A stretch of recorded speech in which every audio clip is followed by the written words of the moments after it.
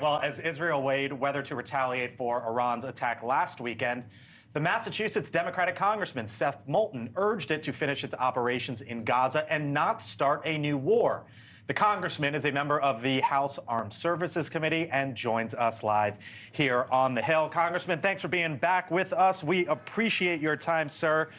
As always, you, by the way, for the audience, who doesn't know, you served in the Iraq War from 2001 to 2008, a member of the Marines as well. I wonder why, what is your interpretation of the events last night in the Middle East? Why seemingly, including the White House right now, there's silence around it? Well, I think there are a couple of good points that your panel made. I mean, first of all, yes, we don't want to upset the apple cart here on Capitol Hill. We've worked very, very hard to get these bills finally to a place where they can get passed and give aid to our allies, as we should have done months ago, but this Republican Congress refused to do. And so that's important. Number two, we absolutely do not want to do anything that might escalate this into a regional war. That's not in our national security interest to get bogged down in a war in the Middle East, potentially sending American troops. And it's not, frankly, in Israel's national security interest either.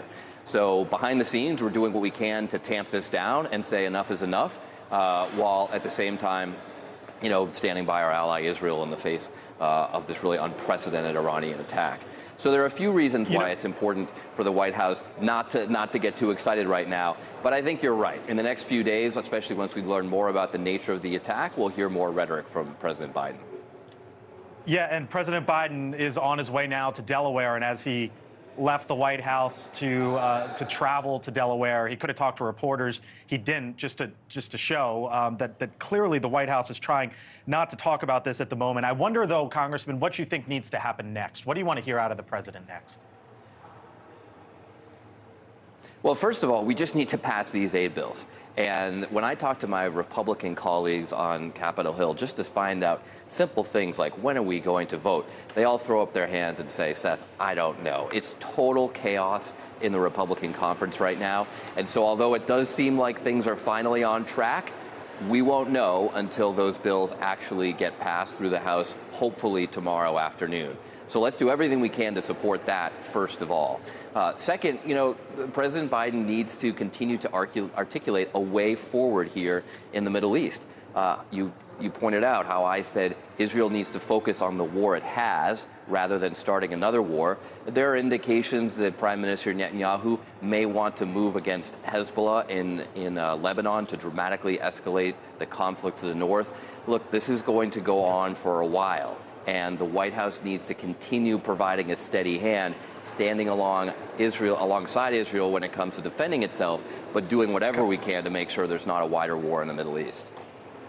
Congressman, I promise you, I assure you, we are going to get to the Republican chaos as soon as we say goodbye to you here in a minute or so. But, and I hear you talk about it, but earlier today, there were 55 Republicans who voted against moving forward with these bills, and 39 Democrats. So it's not like the Democratic Party is entirely united around the votes this weekend. And I wonder, sir, what you would say to the members of your party who are seemingly going to vote against this.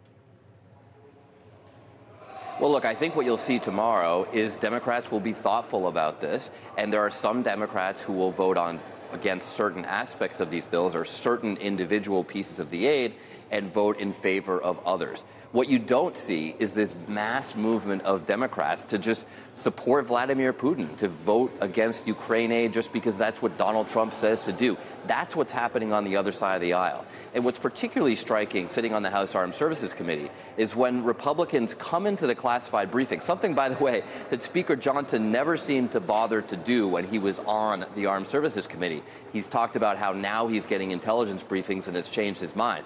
He didn't show up for the intelligence briefings I sat in on the Armed Services Committee. But when there are Republicans there, a lot of them agree. They say we have to support Ukraine. We can't let Vladimir Putin win this war. We can't send a message to Xi Jinping that he can do the same thing in the Pacific. But then they're scared, and they get out on the House floor and they vote against it. Or they get out on TV and they say we shouldn't support Ukraine. So there's real hypocrisy. What about the Democrats, though, Congressman, who earlier this week voted against the resolution condemning from the river to the sea, Palestine will be free. Well, look, I strongly disagree with them. I mean, what else do you want me to say? I strongly disagree with that. I certainly didn't vote that way myself. But at the end of the day, what you saw here on Capitol Hill is the Democratic Party bailing out the Republican Party to do the right thing for our national security. Since I've been in Congress, I don't think I have ever seen a rule. It's kind of inside baseball, but it's a procedural vote that's almost always on partisan lines. I've never seen a rule pass with more bipartisan support. That's due to Democrats coming together to bail out Republicans and do the right thing for the country. Thank you for watching, and make sure you go to joinnn.com to find NewsNation on your television provider. And don't forget to click the red subscribe button below to get more of NewsNation's fact-driven, unbiased coverage.